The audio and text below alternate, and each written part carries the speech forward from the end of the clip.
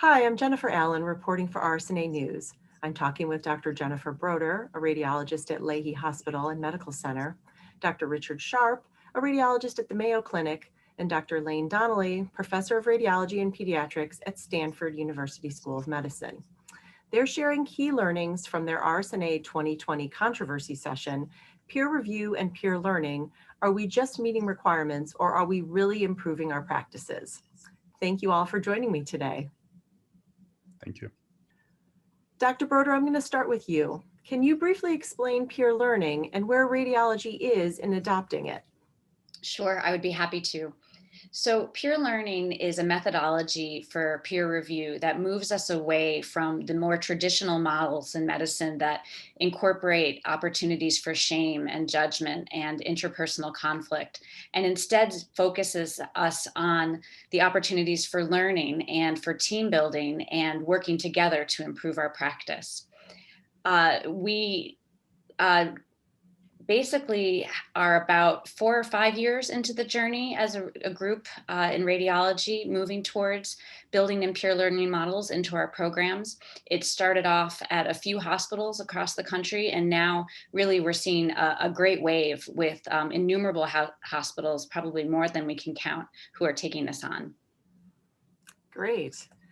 Dr. Sharpe, I'm going to move on to you. Can you share your experiences with peer learning? Absolutely.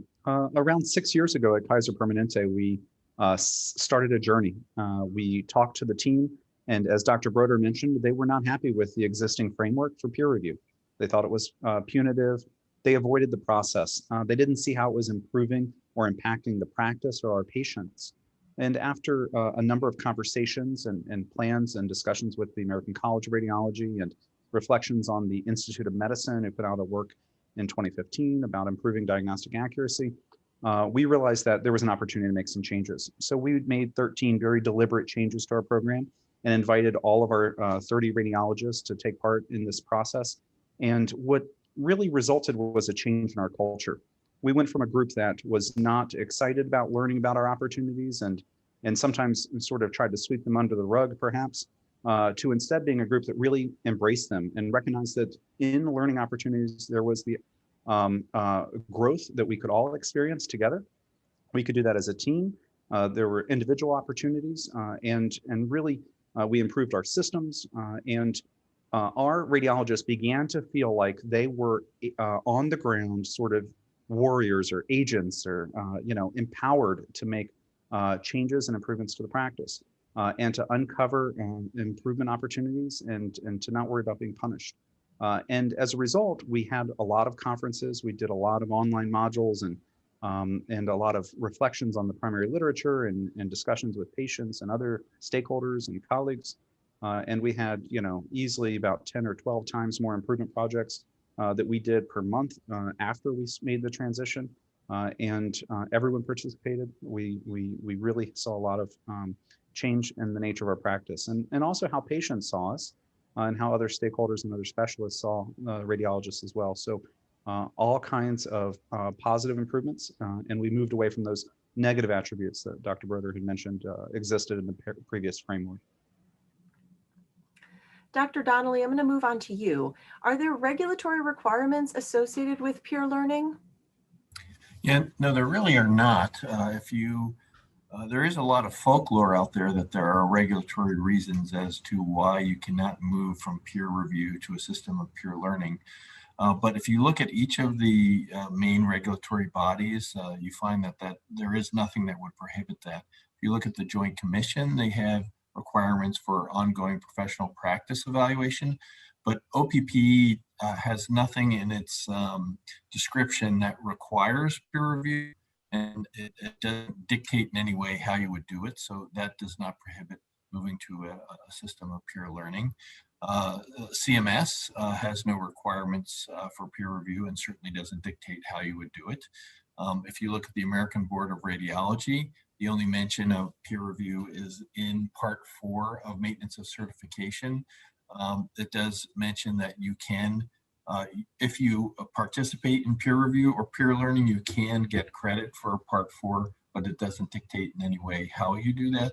And finally, the American College of Radiology, for its site equipment surveys, no longer, well, they accept both an approach of peer learning or an approach of peer review. So again, to start with end with what I said at the beginning, there are really no regulatory reasons why you can't move to a system of peer learning.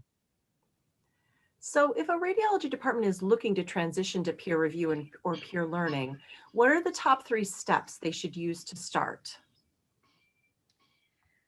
I would go with backing what Dr. Sharpe said at the very beginning. You really need to talk to your stakeholders. You need to talk to your radiologists and see how they're feeling about the current methodology and see what their vision is for how they want to move forward and how that can link up with peer learning.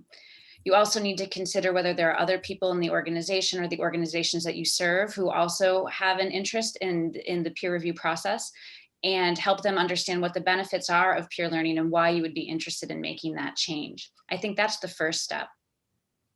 From there, you need to go into something that Dr. Donnelly has talked about a lot in the past, which is making certain that your performance evaluation process is very distinct from the process that you're using to learn from each other through the cases that you find during the course of your day.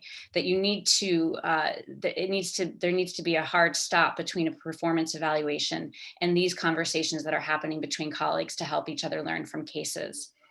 And then third, you need to make certain that you have a workflow that's appropriate for your department that fits both the model, the ethics that you're hoping to achieve, but also is efficient. And that is one that would invite people to participate in freely.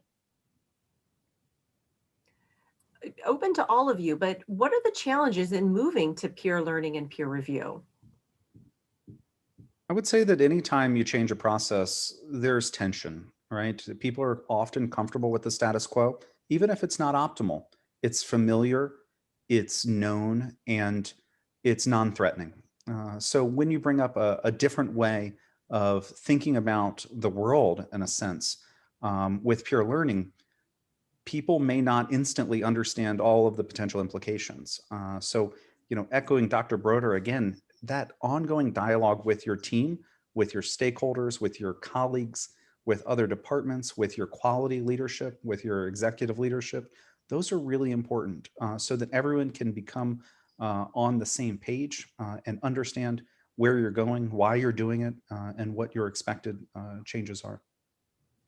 I think one thing is, the historic peer review, which puts certain things for people at risk, causes them to not want to report in the sense that they could either do harm to themselves or to their colleagues.